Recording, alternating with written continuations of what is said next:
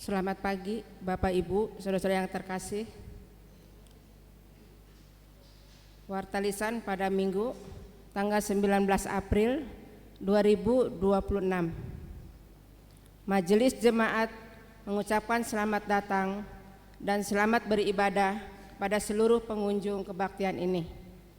Kami juga menyambut dengan sukacita kepada Bapak Ibu, saudara-saudari yang baru pertama kali mengikuti ibadah di GKI Pamanukan. Jika Bapak Ibu, saudara-saudari membutuhkan informasi dan pelayanan, silahkan menghubungi Penatua Jimmy Situmorang atau pada sekretariat gereja. Pelayan firman dalam rangka pertukaran pengkhotbah GKI minggu ketiga di Bandung dan Cipasar. Kebaktian Paskot 3 GKI Pamanukan Minggu tanggal 19 April 2026 dilayani oleh Pendeta Paulus Christian Mulyono dari GKI Pasteur. Biston pagi diadakan pada hari Rabu tanggal 22 April 2026 waktu jam 5.30 WIB, tempat di gereja. Dipimpin Penatua Nining Uningsih. Kami mengundang anggota jemaat dan simpatisan hadir dalam Biston pagi. Kebaktian rumah tangga. Kebaktian rumah tangga akan dilaksanakan pada hari Kamis tanggal 23 April 2026 waktu pukul 19 WIB. Penyelenggara majelis jemaat, tempat di gereja, dipimpin Penatua Kristianto dan liturgos Ibu Hani Mariani. Kami diundang untuk hadir dalam kebaktian tersebut. Rapat Panitia PMK ke-79. Kami mengundang seluruh panitia PMK ke-79 untuk hadir dalam rapat yang akan dilaksanakan pada hari Minggu tanggal 19 April 2026 bertempat di gereja, waktu setelah kebaktian selesai. Agenda teknis dan anggaran. Kehadiran Bapak dan Ibu, saudara-saudari sangat diharapkan dalam rapat tersebut. Perawatan umum rutin jemaat. Perawatan umum rutin jemaat PURJ BPMKB kepada Majelis Jemaat GKI Pamanukan akan dilaksanakan pada hari Selasa tanggal 21 April 2026 waktu jam 18 atau jam 6 sore, tempat di gereja, peserta BPMKB dan majelis jemaat. Mohon dukungan doa dari segenap umat agar perawatan ini berjalan dengan baik dan lancar. Persekutuan lansia. Persekutuan lansia akan dilaksanakan pada hari Jumat tanggal 24 April 2026 pukul 4 sore bertempat di gereja. Renungan dibawakan oleh Penatua Mulyaditan dan liturgos Ibu Yuliati IA. Lansia diundang hadir dalam persekutuan ini. Persekutuan remaja. Persekutuan remaja akan dilaksanakan pada hari Sabtu tanggal 25 April 2026 waktu jam 6 sore bertempat di gereja. Renungan Penatua Nining Uningsih, liturgos Saudara Angel. Remaja diundang hadir dalam persekutuan tersebut. Bina pranikah online. GKI Kelapa Cengkir akan mengadakan kelas bina pranikah yang diselenggarakan pada hari Sabtu tanggal 6, 13, 20 dan 27 Juni dan 4 Juli 2026 pukul jam 4 sampai jam 7 malam. Tempat online melalui aplikasi Zoom. Kontribusi 350 per pasangan. Pendaftaran melalui WA 0813 8890 1368. Pendaftaran sampai 1 Juni 2026. Untuk informasi dapat menghubungi sekretariat gereja. Persidangan majelis jemaat. Majelis Jemaat akan mengadakan persidangan yang dilaksanakan pada hari Minggu tanggal 26 April 2026 waktu 12 WIB tempat di gereja. Jika ada usul dan saran, saudara dapat menyampaikan secara tertulis kepada majelis jemaat sebelum PMJ. Persembahan umat yang masuk pada tanggal 12 sampai 16 April sebesar 5.245.000. Sekian warta jemaat. Saya undang jemaat untuk bangkit berdiri.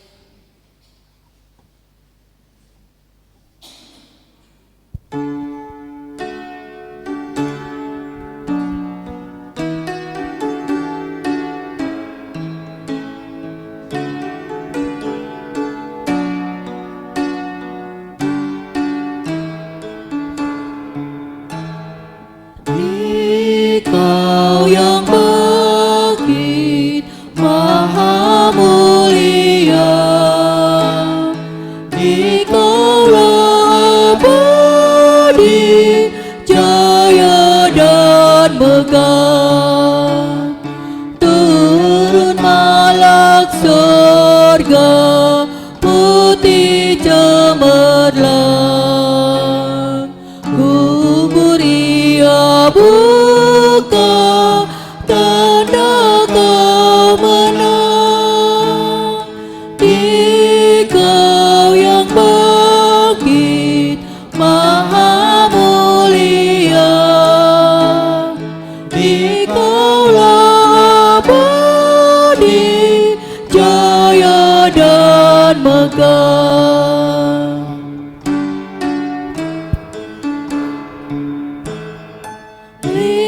Lihatlah Dia, Yesus Tuhanmu,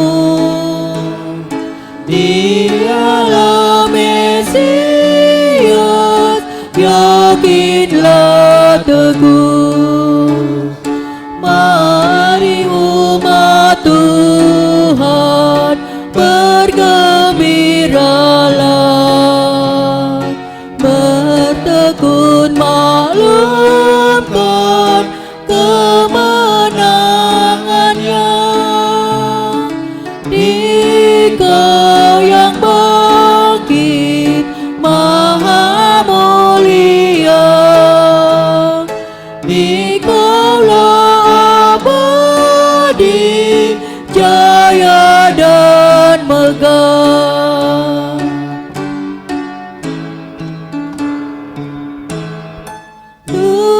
Tuhanku hidup, takut pun lenyap. Dia junjunganku, damaiku tetap. Yesuslah kuatku, kemenanganku. Yesuslah hidupku, kemuliaanku. Engkau yang bangkit maha mulia, Engkaulah abadi, jaya dan megah. Kebaktian ini berlangsung dalam kuasa Allah Bapa, Anak, dan Roh Kudus. Amin. Damai Tuhan besertamu. Dan besertamu juga. Silakan duduk kembali. Kati. Selamat pagi dan salam sejahtera untuk kita semua. Selamat Paskah. Perayaan Paskah kita belum usai ya. Kali ini kita akan mengenang peristiwa Emmaus. Perjalanan ke Emmaus tidak membuat para murid langsung mengenal Yesus yang bangkit. Akan tetapi suasana berubah ketika mereka mengingat perjamuan yang dipimpin Yesus. Perubahan itu terjadi ketika mereka meminta Yesus tinggal bersama mereka. Apakah kita mengundang Dia tinggal dalam hidup kita? Mari kita dalami firman Tuhan hari ini perihal Emmaus. Kita sambut dengan nyanyian KJ 229 ayat 1 sampai 3. Tinggal sertaku.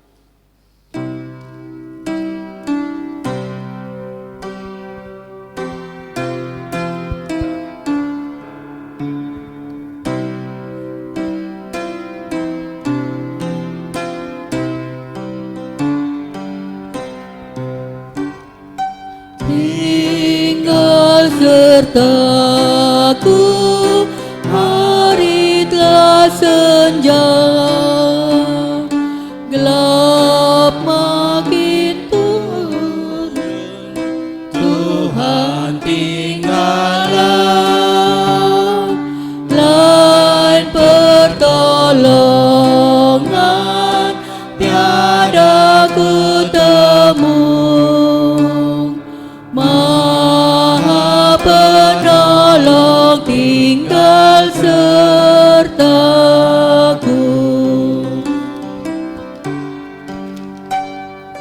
Hidupku surut, ajal mendekat,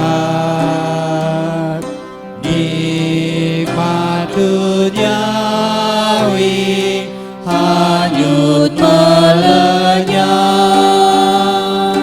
tiada yang tahan, tiada yang teguh.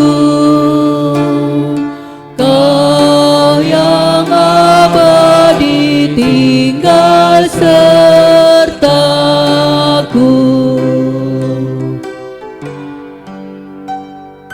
Aku perlukan di Kau tiap jam, dalam cobaan Kaulah ku pegang. Siapa penuntut yang setaramu, siang dan malam tinggal sertaku.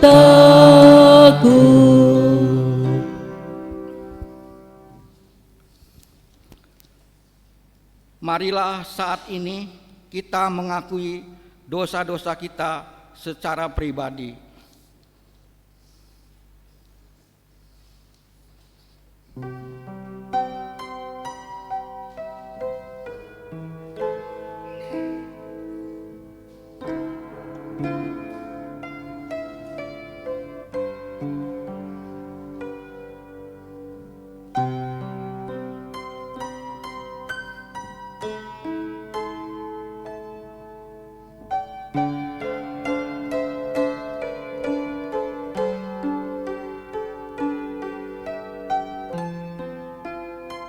Ya Allah, ampunilah kami, di dalam kemurahan-Mu berikan kami hikmat untuk mampu mengikuti jalan-Mu dan hidup seturut dengan kehendak-Mu.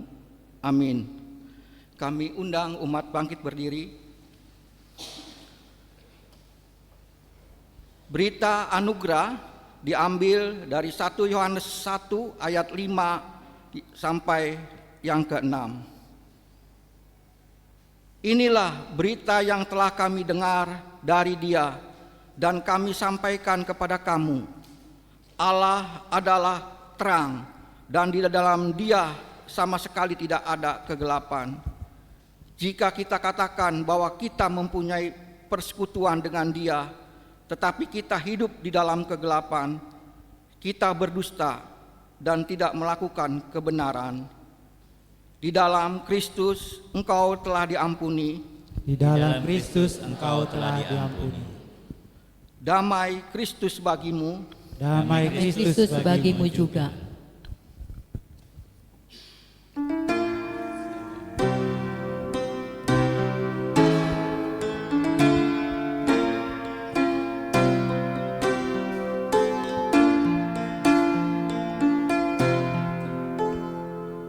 Jadilah terang dalam zaman gelap, jadilah pandu kami dalam iman, kebenaran kekal yang memandu langkah dan gembala yang pimpin kami.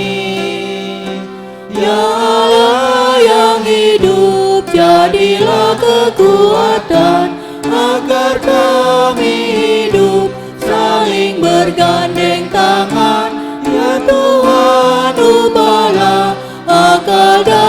hati kami, barui kami, bentuklah kami, teguhkan kami, jadilah terang kami. Kegelapan mencengkram kehidupan, manusia kehilangan pengharapan. Salibmu pulihkan, darahmu sucikan, kebangkitan beri kemenangan. Ya Allah yang hidup, Jadilah kekuatan agar kami hidup saling bergandeng tangan. Ya Tuhan, ubahlah akal dan hati kami, barui kami, bentuklah kami, teguhkan kami, jadilah terang kami.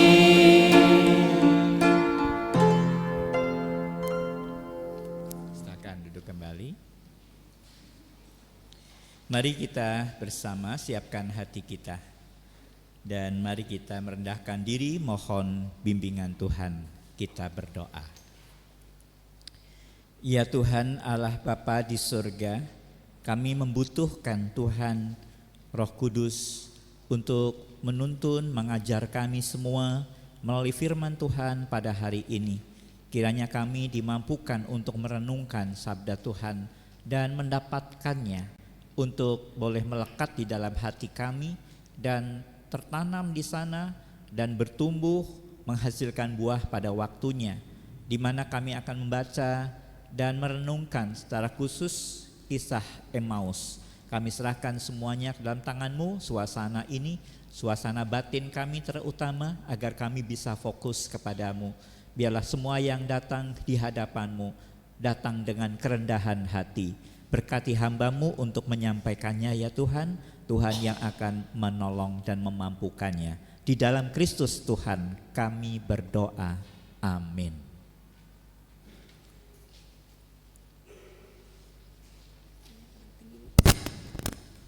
Bacaan pertama menurut Kisah Para Rasul 2 ayat 14a dilanjutkan dengan ayat 36 sampai 41. Bacaan pertama menurut Kisah Para Rasul 2 ayat 14a dilanjutkan dengan ayat 36 sampai 41. Lalu Petrus bangkit berdiri dengan ke-11 rasul itu, dan dengan suara nyaring ia berkata kepada mereka, "Jadi seluruh kaum Israel harus tahu dengan pasti bahwa Allah telah membuat Yesus yang kamu salibkan itu menjadi Tuhan dan Kristus." Ketika mereka mendengar hal itu, hati mereka tersayat. Lalu mereka bertanya kepada Petrus dan rasul-rasul yang lain, "Apa yang harus kami perbuat, saudara-saudara?" Jawab Petrus kepada mereka, "Bertobatlah dan hendaklah kamu masing-masing dibaptis dalam nama Yesus Kristus untuk pengampunan dosamu. Maka kamu akan menerima karunia, yaitu Roh Kudus, sebab bagi kamulah janji itu, bagi anak-anakmu dan bagi semua orang yang masih jauh. Sebanyak yang akan dipanggil oleh Tuhan Allah kita." Dengan banyak perkataan lain lagi, ia bersaksi dan mendesak mereka, berkata, "Berilah dirimu diselamatkan dari generasi yang jahat ini." Orang-orang yang menerima perkataan itu dibaptis. Pada hari itu jumlah mereka bertambah kira-kira 3.000 jiwa. Demikianlah sabda Tuhan. Syukur.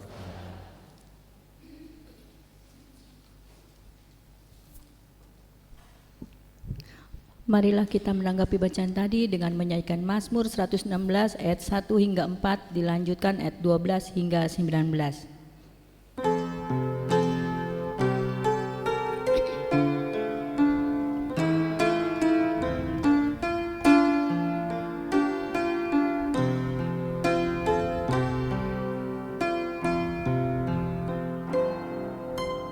Tuhan, bagaimanakah akan ku balas semua kebajikan-Mu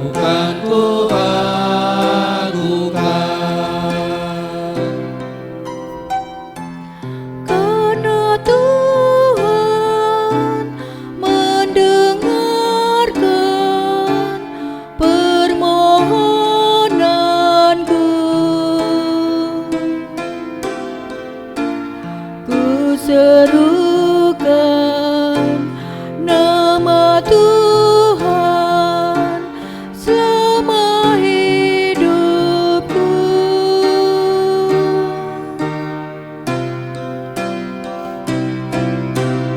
Tuhan, bagaimanakah akan ku balas semua kebajikan-Mu kepadaku, cawan keselamatan akan ku angkat tinggi, dan nama-Mu kan ku agungkan.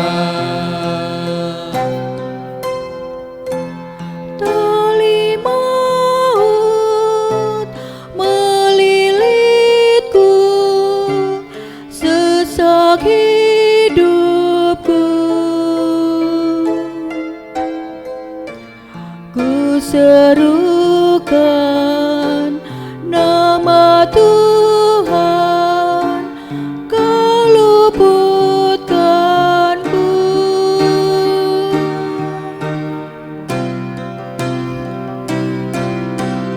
Tuhan, bagaimanakah akan ku balas semua kebajikan-Mu kepadaku, cawan keselamatan akan ku angkat tinggi, dan nama-Mu kan ku agungkan. Di hidupku umat Tuhan yang menyembuhkan, ku berjanji kan membayar semua najarku.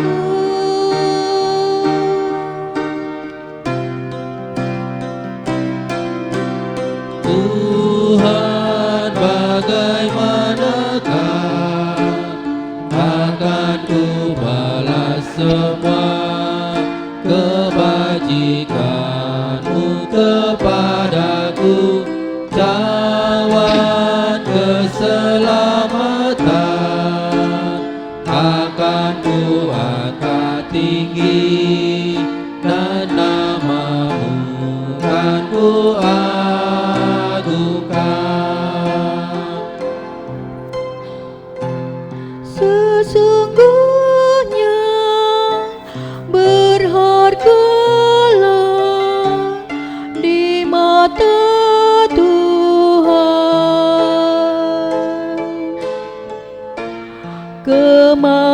kematian semua orang yang dikasihinya.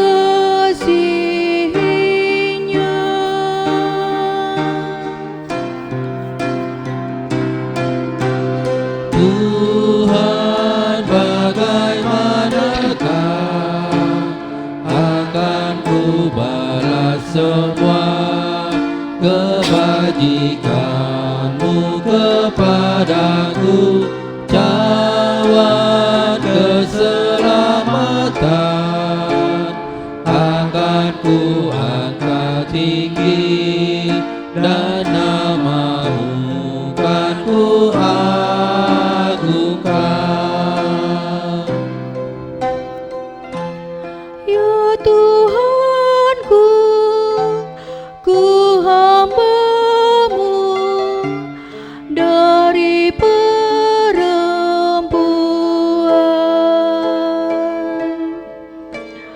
Engkau sudah membukakan semua ikatanku.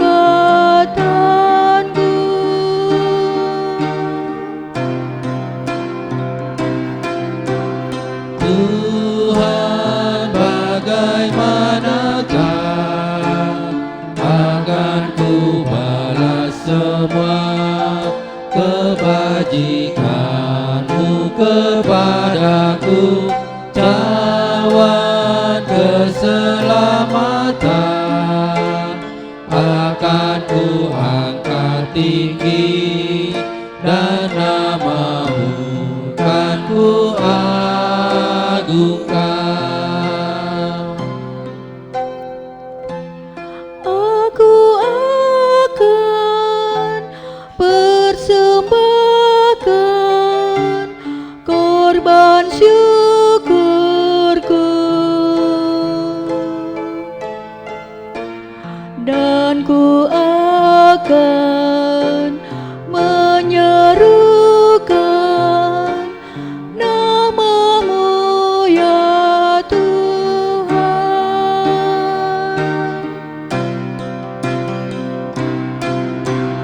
Tuhan, bagaimanakah akan ku balas semua kebajikanmu kepadaku, cawan keselamatan akan ku angkat tinggi, dan namamu kan ku agungkan.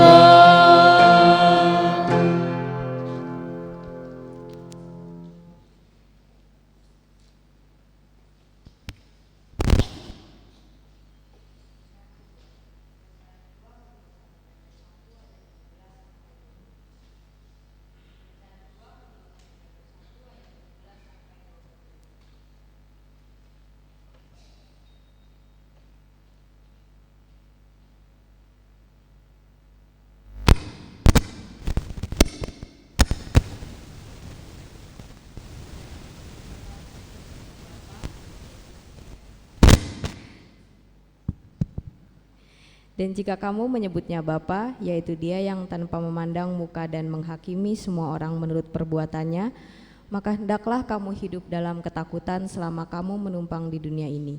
Sebab kamu tahu bahwa kamu telah ditebus dari cara hidupmu yang sia-sia, yang kamu warisi dari nenek moyangmu itu, bukan dengan barang yang fana, bukan pula dengan perak atau emas, melainkan dengan darah yang mahal, yaitu darah Kristus, yang sama seperti darah anak domba yang tak bernoda dan tak bercacat. Ia telah dipilih sebelum dunia dijadikan, tetapi karena kamu, Ia baru menyatakan dirinya pada zaman akhir. Oleh Dialah kamu percaya kepada Allah, yang telah membangkitkan Dia dari antara orang mati, dan yang telah memuliakannya, sehingga imanmu dan pengharapanmu tertuju kepada Allah.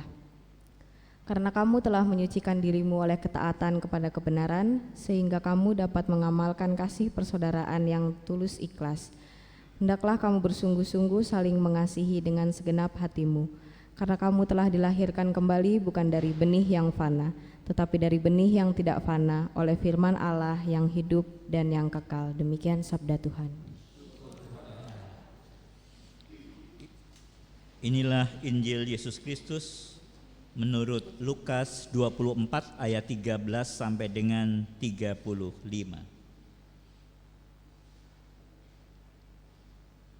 Injil Lukas 24 mulai dengan ayat 13.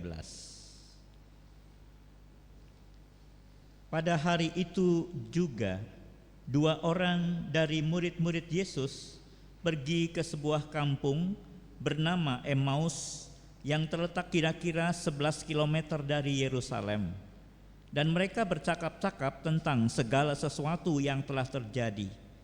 Ketika mereka sedang bercakap-cakap dan bertukar pikiran, Yesus sendiri mendekati mereka, lalu berjalan bersama mereka. Namun ada sesuatu yang menghalangi mata mereka, sehingga mereka tidak dapat mengenal Dia. Yesus berkata kepada mereka, "Apakah yang kamu percakapkan sementara kamu berjalan?" Lalu berhentilah mereka dengan muka muram. Seorang dari mereka namanya Kleopas menjawabnya, "Apakah engkau satu-satunya orang asing di Yerusalem yang tidak tahu apa yang terjadi di situ pada hari-hari ini?" Katanya kepada mereka, "Apakah itu?"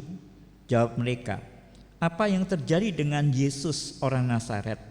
Dia seorang nabi yang berkuasa dalam pekerjaan dan perkataan di hadapan Allah dan seluruh bangsa kami. Namun imam-imam kepala dan pemimpin-pemimpin kami telah menyerahkan dia untuk dihukum mati, dan mereka telah menyalibkannya.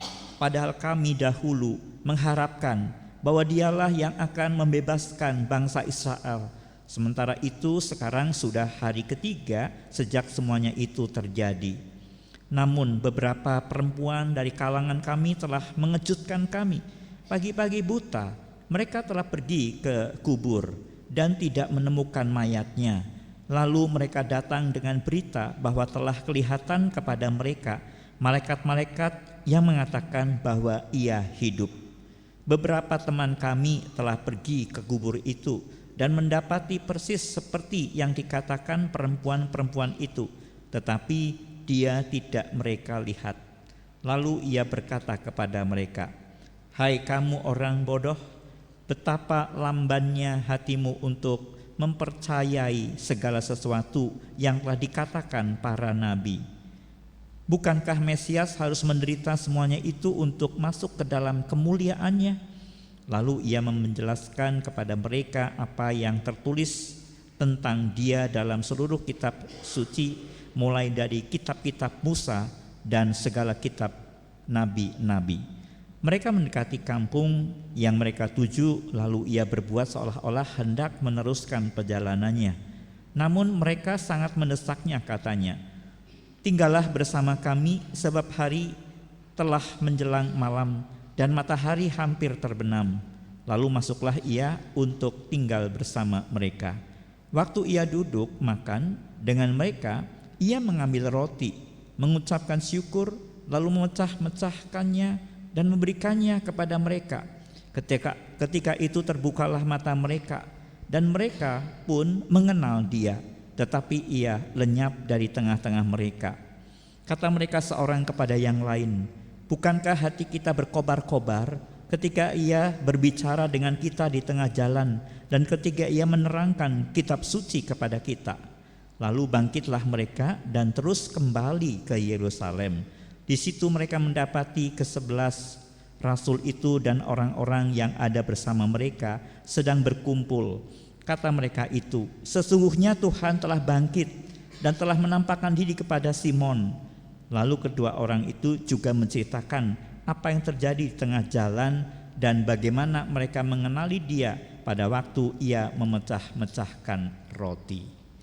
Demikianlah Injil Tuhan kita Yesus Kristus. Yang berbahagia adalah mereka yang boleh mendengarkan sabda Tuhan, menyimpan dalam hatinya dan melakukan dalam kehidupan setiap hari. Haleluya.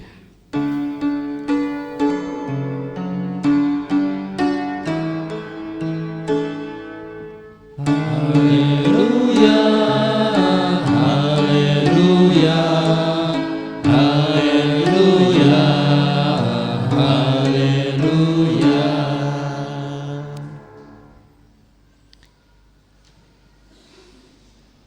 Pada hari ini kita akan bersama-sama merenungkan kisah Emmaus, perjalanan Kleopas dan temannya yang kemudian Yesus bergabung menemani perjalanan kedua murid Yesus ini.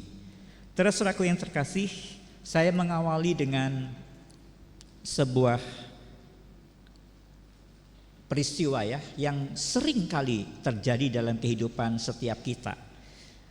Yaitu begini, saudara, beberapa waktu yang lalu saya meletakkan handphone begitu ya di satu tempat yang biasa gitu, dan itu adalah tempat yang jelas ya. Nanti saya akan bisa mengambilnya dari tempat itu. Tetapi saudara-saudara, ketika waktu berlalu, tiba saatnya saya berangkat akan pergi begitu. Kemudian ternyata bahwa saya itu mencari handphone itu dan ternyata tidak ada gitu ya. Waduh, bingung ya. Dicari-cari begitu saudara, ternyata bahwa saya meyakini itu handphonenya di sini kok enggak ada. Ketika putar-putar gitu sampai beberapa waktu, akhirnya Handphone itu ternyata sudah ada di dalam tas. Nah, ini untuk mengingatkan kita semua saudara bahwa seringkali ternyata dalam kehidupan kita itu hal serupa itu sering terjadi ya Bapak ya. Kita mencari-cari begitu sebuah alat apapun itu. Ternyata alat itu sudah ada di dekat kita. Kita bawa bersama kita. Akhirnya mungkin waktunya udah terbatas, udah kita berangkat aja lah. Udahlah nggak bawa handphone. Ternyata di tempat di sana pas buka tas, loh handphonenya ada di sini. Nah saudara, ini pengalaman yang sering terjadi. Hal ini bukan soal handphone saudara, kacamata atau apa ya gitu ya. Kacamata kita sering kali juga ya kita, nggak bisa pakai kacamata, nggak bisa baca gitu. Nah ini mengingatkan kita saudara bahwa inilah hal yang menyentuh hal yang lebih dalam tentang cara kita dalam menjalani hidup di hadapan Tuhan. Kadang kita begitu gelisah mencari Tuhan, tapi kita seolah kayak tidak bertemu dengan Tuhan, padahal Tuhan ada bersama dengan kita. Di dalam hari-hari kita saudara, Tuhan sudah berjalan dengan kita, tetapi kita lebih fokus kepada kekacauan di dalam hati kita. Kita lebih meyakini tentang keyakinan kita. Pasti begini, pasti begitu. Mestinya seperti ini.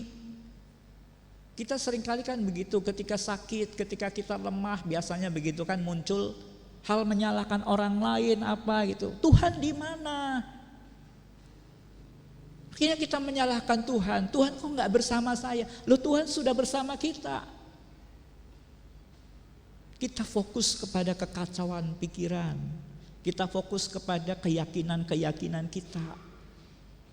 Karena hari ini kita bersama-sama saudara di dalam Injil Lukas 24 ayat 13 sampai 35 tadi itu mengingatkan kita.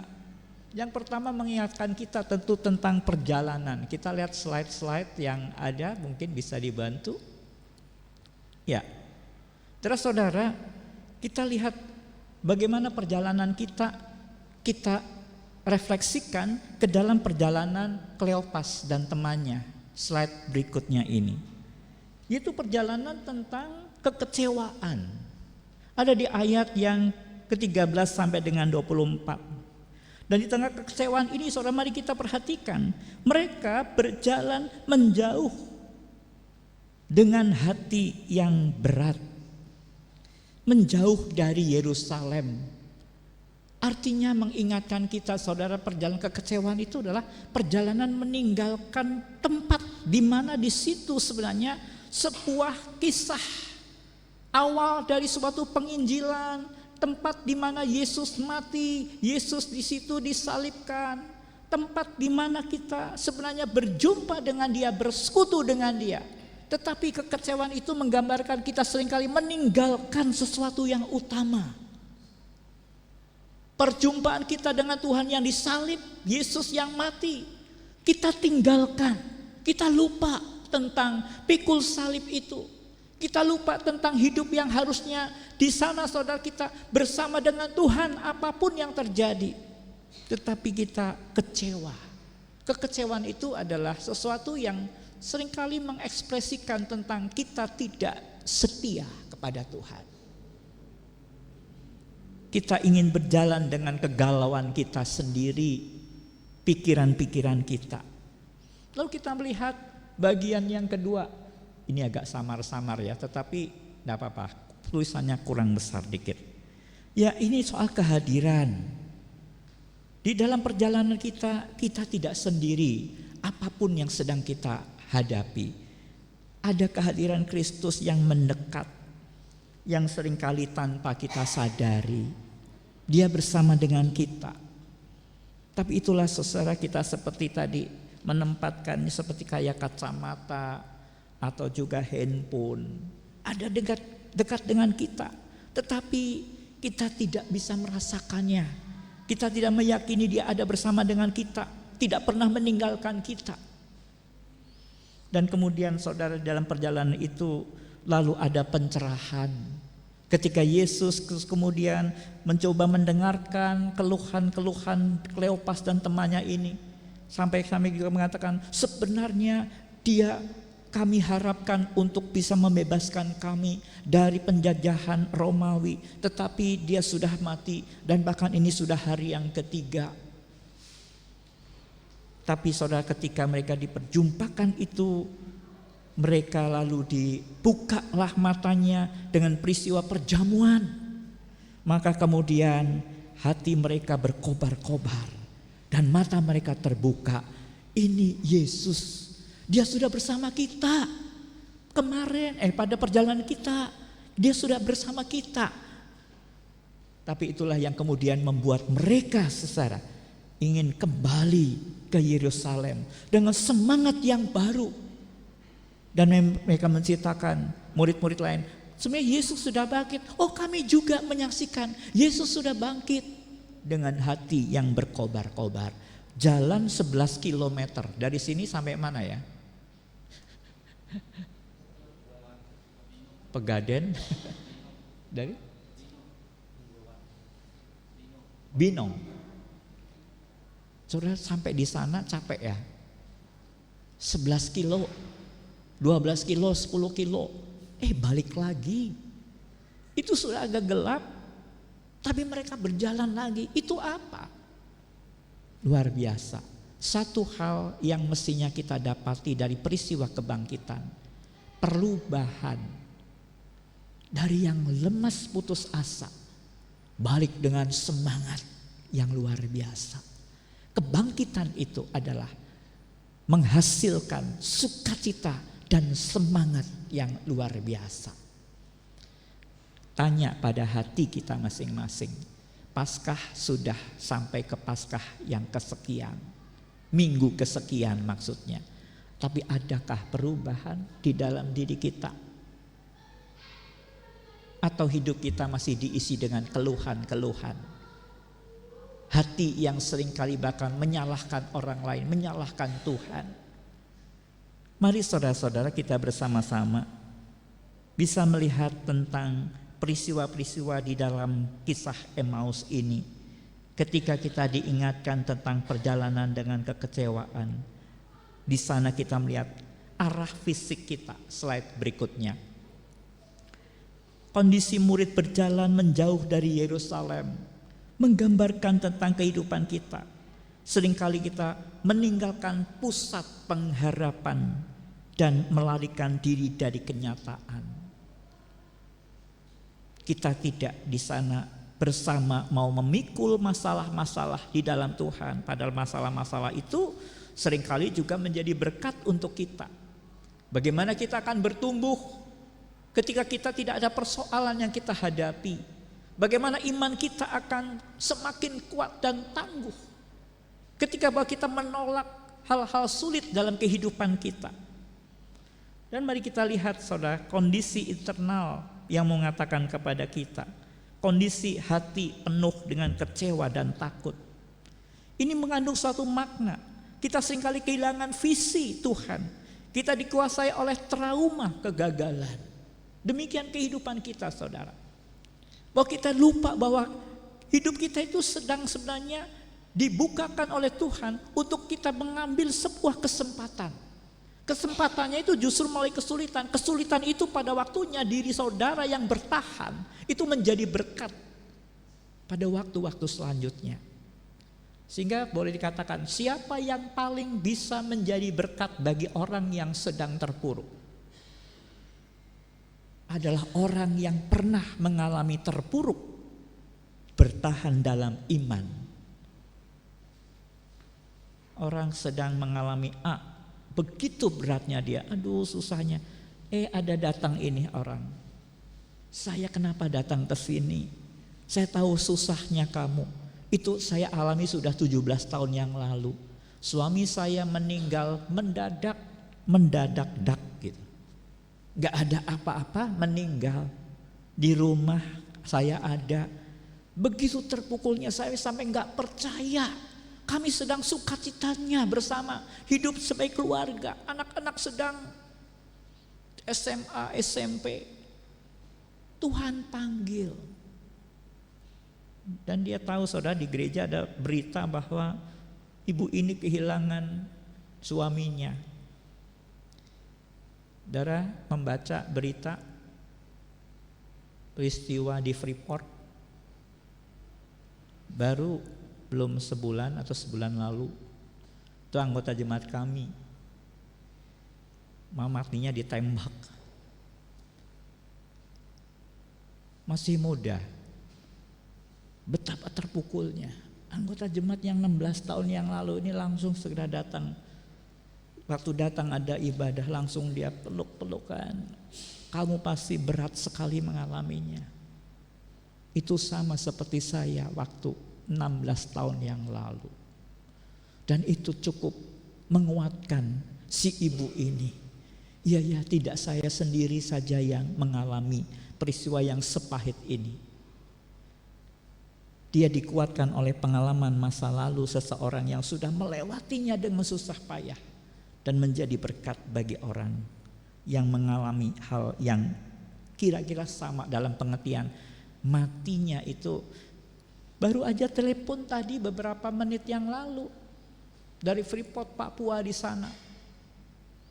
Nanti ya kita nggak bisa lagi karena ini mau lihat proyek. Kalau lihat proyek itu ada satu lembah atau apa yang membuat handphone atau sinyal tuh nggak bisa nyambung. Nanti kalau saya sudah selesai kita sambung lagi. Beritanya suamimu meninggal. Tidak berapa lama kemudian. Terus saudaraku yang terkasih, mari kita melihat peristiwa ini mengingatkan kita Kristus yang hadir dalam kesabaran. Dia sabar, saudara. Ceritalah apa yang terjadi, ditanyakan. Itu artinya apa isi hatimu? Ceritakan. Cerita panjang lebar. Dan di sana Yesus berkesempatan mengajar untuk menyampaikan berita janji Tuhan yang digenapi, yang ditepati. Itu kan dulu sudah dikatakan Tuhan sebenarnya. Allah bercerita kepada umat Israel. Para nabi menceritakannya. Dia menepati janjinya. Apa yang dikatakannya selalu akan terjadi seperti yang dikatakannya. Kesetiaan Tuhan diceritakan. Cerita yang runtut disampaikan. Dan akhirnya ditutup dengan perjamuan kudus. Dan mereka melihat ini Mesias, Yesus yang mati dan bangkit. Saudara, kita lihat slide ini saudara, kehadiran yang tak dikenali. Slide berikut ini. Ini sudah sisi kelemahan manusia, yaitu kecewa, takut, buta secara spiritual. Kita seringkali kayak ada tabir. Mata iman kita tidak bisa kita berjumpa dengan Dia. Kita mendapat berkat tidak bersyukur. Kita tidak bisa melihat berkat itu dari mana. Seringkali saudara itu kita merasakan itu dari diri sendiri, diri kita. Itu dari Tuhan, tapi kita tidak bisa bersyukur dengan hati yang tulus. Karena kita ada tabir yang menutupi kita. Mata rohani kita buta. Ada kehadiran Tuhan. Yesus hadir di tengah masalah kehidupan kita. Dia berjalan mendampingi kita. Dan akhirnya dua lingkaran ini saudara, di situ sebenarnya ada momen transformasi. Yesus mendekat meski tak dikenal. Dan akhirnya Yesus menolong umatnya untuk menyadari kehadirannya, cintanya. Jadi saudara-saudaraku, Tuhan sering hadir justru di saat kita berada di titik terlemah dan paling putus asa. Dia menjumpai kita, menolong kita, mengangkat kita dari keterpurukan, dari kelemahan untuk dikuatkan dan dibangkitkan kembali semangatnya saudara. Jadi mari kita lihat di dalam peristiwa ini saudara-saudara tentang mata yang terbuka dalam pemecahan roti. Perjamuan kudus yang kita lakukan. Kalau di sini perjamuan kudus hari Jumat Agung atau Minggu? Minggu ya. Ya, kami juga sudah lama hari Minggu. Kami memahaminya bahwa peristiwa kebangkitan dan perjamuan kudus di kitab Injil Lukas ini menyatu sekaligus momen bagi kita untuk kita diingatkan Yesus bukan hanya mati. Seringkali dulu ya waktu Jumat ya kena juga gitu ya, memberikan tubuhnya, memberikan dirinya, mencurahkan darahnya. Itu Jumat Agung banget Bapak Ibu. Tetapi kita tidak boleh lupa, tidak hanya berhenti pada kematian, tapi dia bangkit. Dan itulah yang membuat semangat. Penderitaan, pengorbanan itu begitu penting tentu saja. Dengan itu kita ditebus dosa-dosa kita. Tapi bukan hanya di situ, saudara. Allah terus bekerja, menolong kita. Ingat visi Allah. Supaya apa? Datang itu keselamatan, damai sejahtera di lingkungan kehidupan kita juga, bahkan lingkungan masyarakat. Perjamuan kudus mengingatkan itu. Hidup yang diberikan ini supaya untuk terus berkarya. Jadi sudah ada dua pencerahan. Pencerahan itu adalah firman Tuhan. Dijelaskan firman. Jadi saudara kalau punya persoalan kehidupan, mari baca. Mohon pimpinan Roh Kudus. Itu akan menerangkan sesuatu untuk kita. Yesus menerangkan firman untuk mereka. Supaya paling tidak sebagiannya itu sudah menjadi paham. Karena mereka mendalami firman Tuhan. Itu yang Yesus lakukan untuk Kleopas ini. Proses firman Tuhan diuraikan dan dijelaskan isi kebenaran di dalamnya. Bahwa Allah tepat janji, Allah selalu setia, Allah mendampingi kita, menyertai kita. Dan akhirnya dibuka tadi dengan pencerahan roti. Pada waktu pencerahan firman Tuhan, kita melihat hasilnya, hati kita apa? Berkobar-kobar. Pada waktu dia menjelaskan firman disampaikan, hati kita berkobar-kobar. Firman memulihkan semangat dari dalam batin manusia. Pencerahan melalui pemecahan roti. Ini momen untuk apa saudara-saudara? Momen pemecahan roti, suatu peristiwa yang nantinya tidak akan pernah dilupakan. Hasilnya mata mereka waktu itu terbuka. Mereka mengenal Yesus secara nyata. Jadi perjamuan kudus itu jadikan ini terus kamu lakukan ulang-ulang untuk menjadi peringatan akan aku. Mengingatkan peristiwa Yesus. Dan itu menjadi satu yang kenapa gereja melakukannya. Supaya kita selalu ingat kita ada Yesus yang sudah bangkit dan selalu mau menyertai kita, menguatkan kita. Tetapi juga saudara, supaya kita bersama-sama akhirnya punya titik balik. Kita lihat slide berikutnya. Kita mengerti rencananya. Kita kembali ke Yerusalem. Maksudnya apa? Apapun masalah kita yang membuat kita lari dari Yerusalem. Perjamuan itu, firman itu mengingatkan kembali kepada maksud Tuhan. Gereja sampai sekarang ada. Saudara dan saya ada di ruang ini saudara bersama-sama. Ini karena ada orang-orang yang kembali ke Yerusalem. Yang memberitakan Injil ke seluruh dunia. Supaya banyak bangsa menjadi murid Kristus. Itu hasilnya kita sekarang ini. Orang-orang yang di hatinya menikmati Kristus yang menang bangkit. Yang kemudian kita mengatakan kita punya pengharapan baru. Kita sekarang jadi bisa bersemangat kembali. Karena orang-orang yang kembali ke Yerusalem dan lalu mengerti rencana Tuhan. Mari kita lihat saudara, kondisi sebelumnya pikiran tertutup oleh ekspektasi manusia yang merasa gagal. Tapi kami sudah gagal, dia yang kami harapkan sudah mati. Tapi saudara kita lihat ada paradigma yang baru. Dari tidak mengerti menjadi mengerti kehadiran dan penjelasan firman oleh Tuhan. Menyatukan kepingan-kepingan, kesedihan, masalah yang tercerai-berai hati kita kemana-mana. Menjadi sukacita yang melahirkan semangat untuk menceritakan kebangkitan Kristus. Menjadi saksi. Mari saudara, apapun ya masalah yang sedang kita hadapi, kembalilah kepada Dia. Ingat selalu dengan penuh kasih dia memberikan dirinya untuk kita. Dan dia sudah menang atas maut. Inilah tujuan Tuhan, damai sejahtera bagimu. Untuk siapa? Ya kamu itu, damai sejahtera bagimu. Ini aku sudah bangkit, lihat ini. Kurang lengkap lagi. Mana Thomas? Ya kamu Thomas, cucukkan jarimu. Supaya jangan tidak percaya lagi. Datang lagi dalam peristiwa selanjutnya, ada ikan, ada makanan enggak? Dikasih ikan. Lalu kemudian itu mau untuk menerangkan, hantu enggak bisa makan. Semua ini mengingatkan kita betapa pentingnya peristiwa kebangkitan. Dan sekarang ada dimensi setelah perjumpaan. Kita lihat slide berikutnya. Saudara, ada emosi. Sebelum perjumpaan ada kecewa dan takut. Setelah perjumpaan ada sukacita dan semangat. Ada pemahaman yang kemudian mereka tidak mengerti sebenarnya apa itu. Lalu kemudian itulah mereka buta, tidak mengerti. Mata mereka dibukakan untuk mengerti dan hati berkobar-kobar.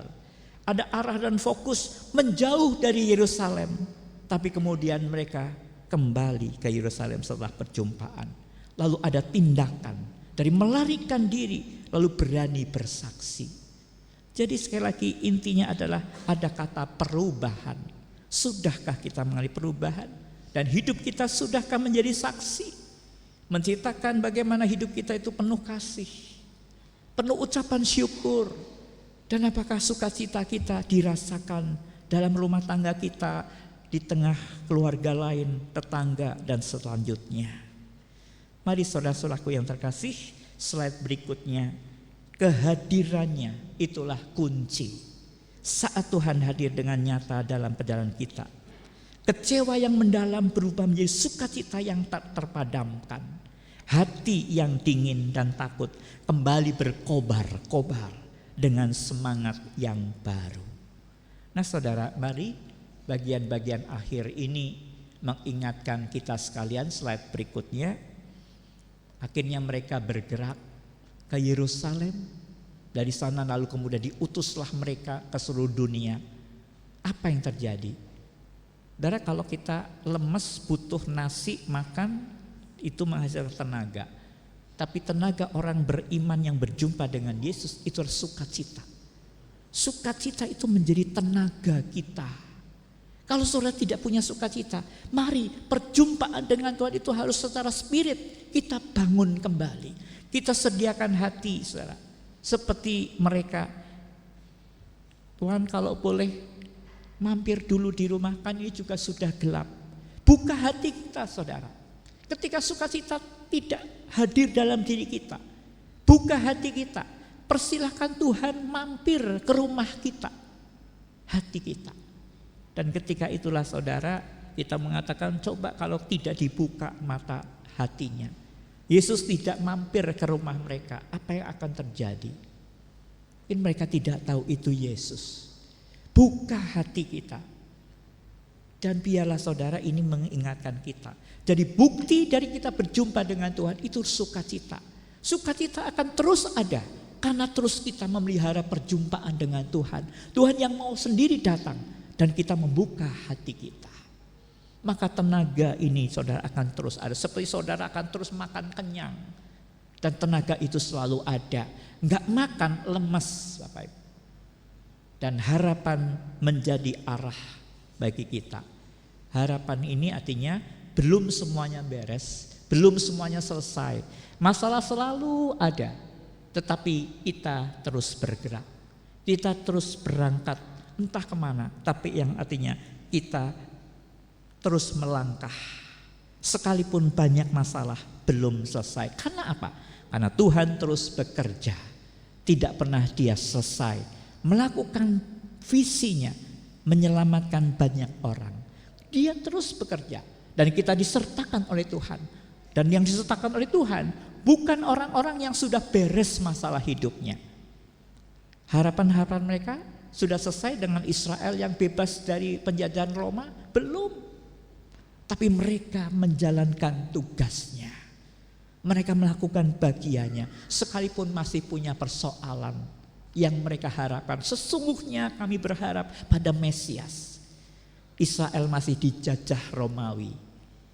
Begitu panjangnya pada waktu itu. Oleh karena itu bagian akhir dari slide ini saudara, slide terakhir silakan. Teruslah melangkah dalam iman. Berkat kebangkitan harus selalu kita renungkan dan sama dengan apa? Gerakan nyata. Tiap orang yang sudah berjumpa dengan kebangkitan Tuhan, tandanya adalah dia terus bekerja, melayani Tuhan, menjadi saksi Tuhan. Sekalipun persoalannya belum beres dalam kehidupannya, ada banyak harapan tidak kesampaian barangkali, tapi dia terus bergerak dan melakukan pelayanan. Semangat kebangkitan adalah kekuatan untuk terus melangkah, berkarya di dalam Tuhan. Tuhan memberkati. Berkat Emmaus untuk kita terus kita bawa dalam kehidupan kita hari ini bahkan sampai selama-lamanya. Semangat kebangkitan menjadi berkat bagi kita. Amin.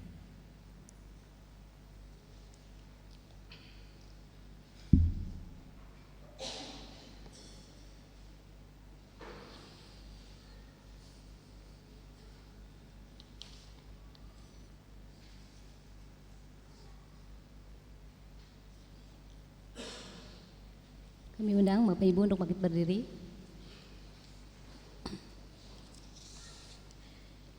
Marilah bersama dengan Gereja Ekumenis sambil mengulang janji baptis kita mengucapkan pengakuan iman rasuli demikian. Aku percaya kepada Allah, Bapa yang Maha Kuasa, Khalik langit dan bumi, dan kepada Yesus Kristus anaknya yang tunggal Tuhan kita, yang dikandung dari Roh Kudus, lahir dari anak darah Maria, yang menderita sengsara di bawah pemerintahan Pontius Pilatus, disalibkan, mati dan dikuburkan, turun ke dalam kerajaan maut.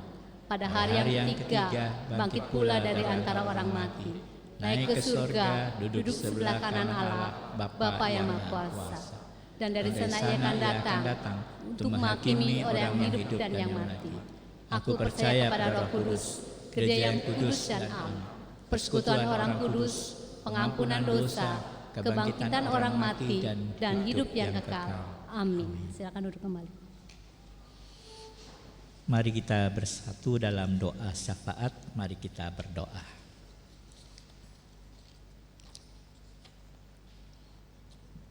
Allah Bapa di sorga, kami merindukan senantiasa berkat Paskah, hal yang menggerakkan kami untuk terus berkarya, menjadi milik umat-Mu di tempat ini. GKI Pamanukan, jemaat di dalamnya bersama simpatisan boleh mengalami perjumpaan dengan Tuhan yang bangkit.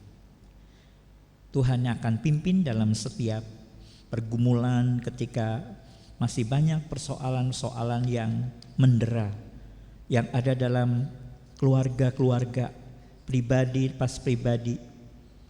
Kami mendoakan semuanya kiranya mereka senantiasa tetap terus boleh menjalankan bagian untuk menjadi saksi Tuhan melalui persoalan kehidupannya. Justru dengan persoalan yang ada, sebenarnya Tuhan sedang mempersilahkan, sedang mengizinkan kehidupan yang jauh lebih baik. Tuhan mendatangkan kebaikan dari segala hal itu bagi orang-orang yang mengasihi Tuhan untuk menjadi alat berkat. Tuhan, kami serahkan untuk pelayanan majelis jemaat dan badan pelayanan di dalam dan melakukan program-program yang baru saja disahkan, baru saja dibentuk untuk setahun ke depan khususnya. Tuhan yang akan memberkati juga di tengah pergumulan, pelayanan, kebersamaan di dalam jemaat ini. Dibutuhkan ya Bapa untuk seorang pendeta. Tuhan yang akan menyertai. Tibakanlah ya Tuhan hamba-Mu yang nanti akan boleh melayani dengan sepenuh hati, yang terpanggil di tempat ini. Tuhan yang akan menyiapkannya. Tuhan menolong setiap pencarian dan untuk menentukan seseorang untuk berproses di tempat ini. Tuhan yang akan menolong juga jemaat ini untuk menjadi teman sahabat yang baik di dalam bergumul menanggapi panggilan Tuhan atas seorang yang nanti akan berproses mulai dari kader dan selanjutnya calon pendeta dan dipendetakan. Terima kasih Tuhan. Kami juga bersama dengan pergumulan anggota jemaat dan simpatisan, baik mereka yang terkait dengan soal pekerjaan yang mungkin saat ini belum merasa itu cukup untuk menjawab kebutuhan hari-hari, atau mereka ya Tuhan yang mungkin sudah mau selesai dalam pekerjaannya karena usianya mendekati pensiun, atau mereka yang masih mencari pekerjaan karena baru saja resign atau keluar dari tempat pekerjaan lama.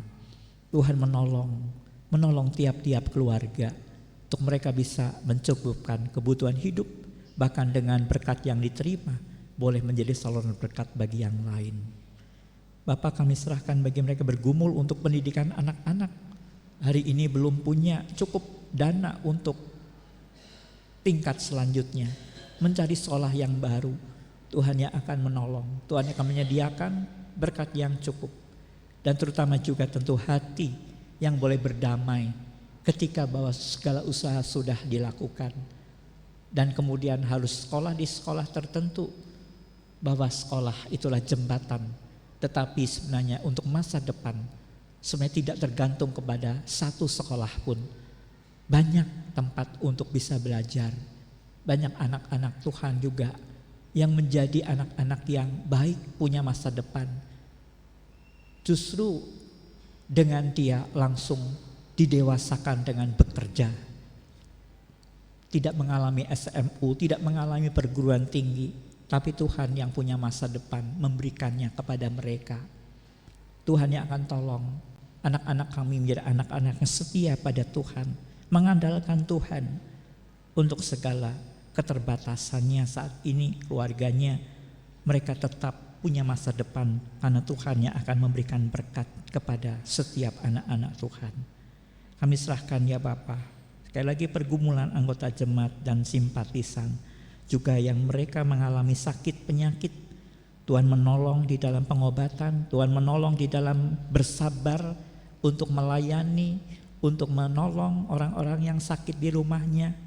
Tuhan yang akan memulihkan, Tuhan yang akan memberikan jalan keluar untuk segala apa yang diperlukan, dan terutama kesembuhan.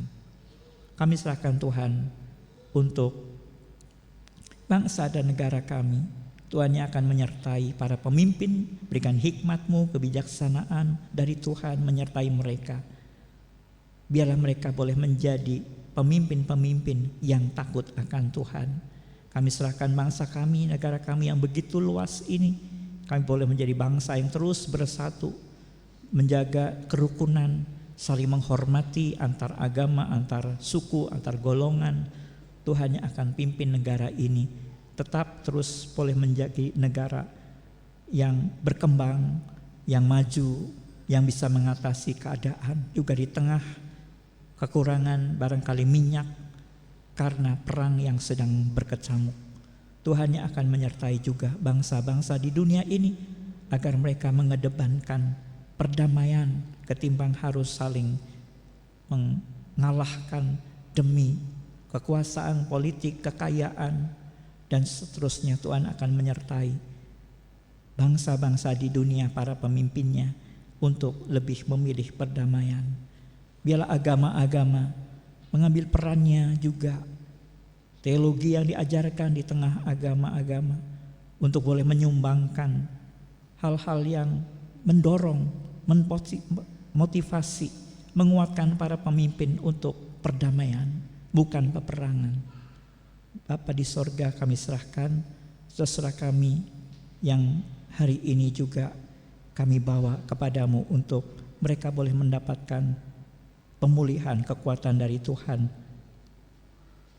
Kami berdoa ya Tuhan untuk Ibu Erna Marlina, Ibu Mulyani, Ibu Sundari, Ibu Yuliana P. Tangan Tuhan yang penuh kuasa dan menyembuhkan akan menjamahnya, menguatkannya, menopang melalui keluarganya, dan memulihkan mereka. Terima kasih untuk kebersamaan kami dalam ibadah ini, menghampiri hadirat-Mu yang penuh kasih, memberikan berkat melalui kisah Emmaus. Terima kasih untuk setiap pelayan Tuhan yang boleh terlibat di dalam penyelenggaraan ibadah ini. Ibadah ini adalah Engkau Tuhan yang mengadakannya. Kau hadir di tengah kami. Terima kasih mereka boleh melayani dengan penuh sukacita. Teruslah ya Tuhan, jemaat ini, umat-Mu, jemaat dan simpatisan untuk melayani Tuhan selanjutnya dengan penuh sukacita, memberikan yang terbaik. Terpujilah nama Tuhan. Kami serahkan semua doa kami dalam nama Tuhan Yesus Kristus, Juru Selamat kami. Amin.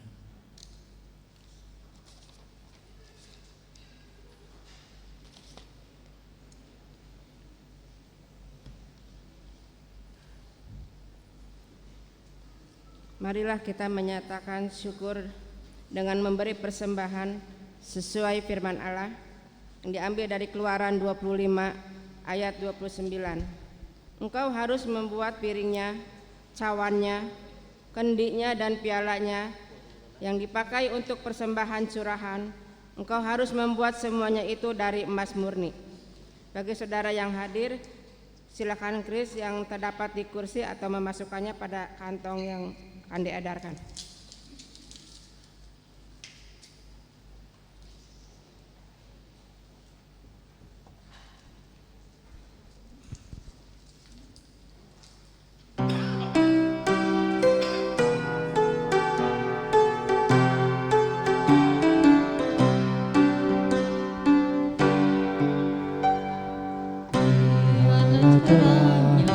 Fajar pagi, harapan mereka di Yerusalem.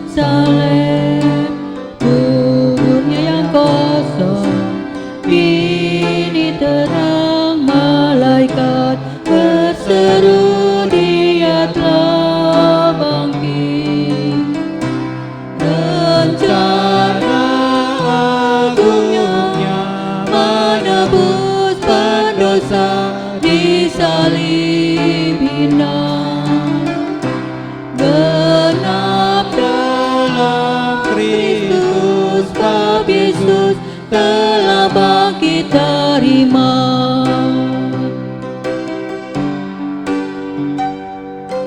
Maria bertanya, di mana Dia ketika melihat kubur yang kosong.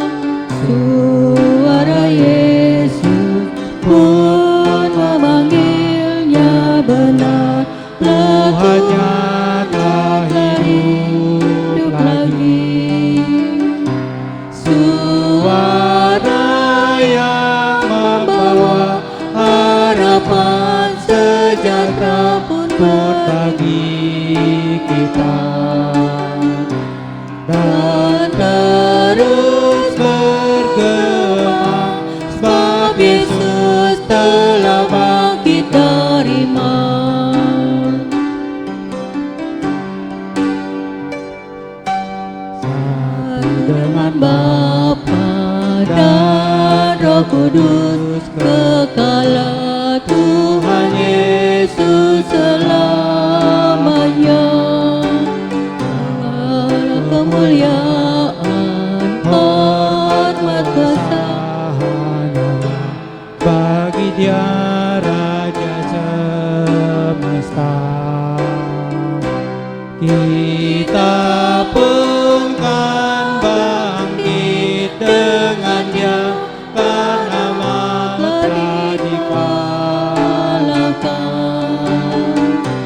Hidup bersamanya, sebab Yesus telah bangkit dari maut. Mari kita bawa persembahan ini di dalam doa. Yesus yang Juru Selamat, inilah wujud ungkapan syukur kami atas berkat-Mu yang selalu Kau tercurahkan kepada kami. Kami mohon sertailah orang-orang yang Engkau percaya untuk mengelola persembahan ini, supaya dapat digunakan sesuai dengan kehendak-Mu. Dalam nama Tuhan Yesus kami berdoa dan bersyukur. Amin.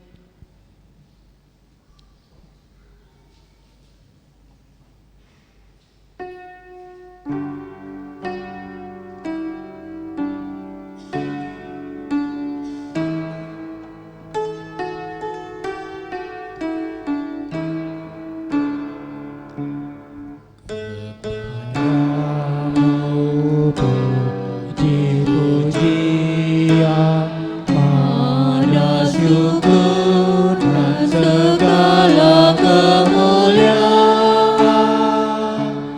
ya Bapa, Putra, Roh Kudus, sampai kekal abadi.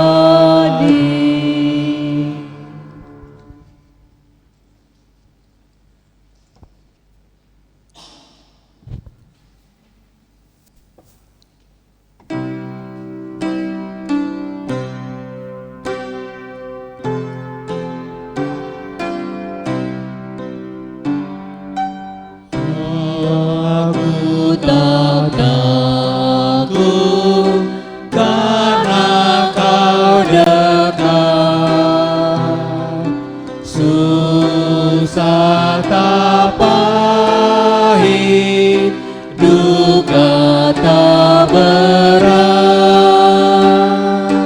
Kubur dan di mana jayamu,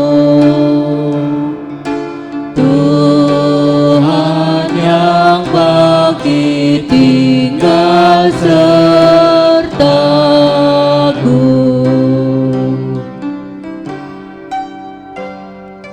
Berilah salib-Mu nyata di depan,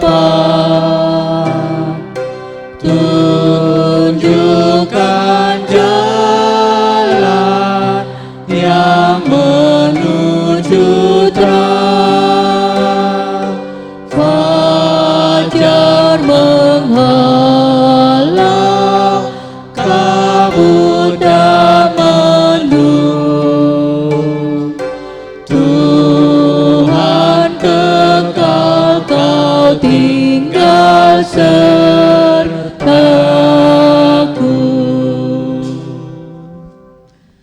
Arahkanlah hatimu kepada Tuhan. Kami mengarahkan hati kami pada Tuhan. Jadilah saksi Kristus. Syukur pada Allah. Terpujilah Tuhan. Kini dan selamanya. Terimalah berkat-Nya. Tuhan memberkati engkau dan melindungi engkau.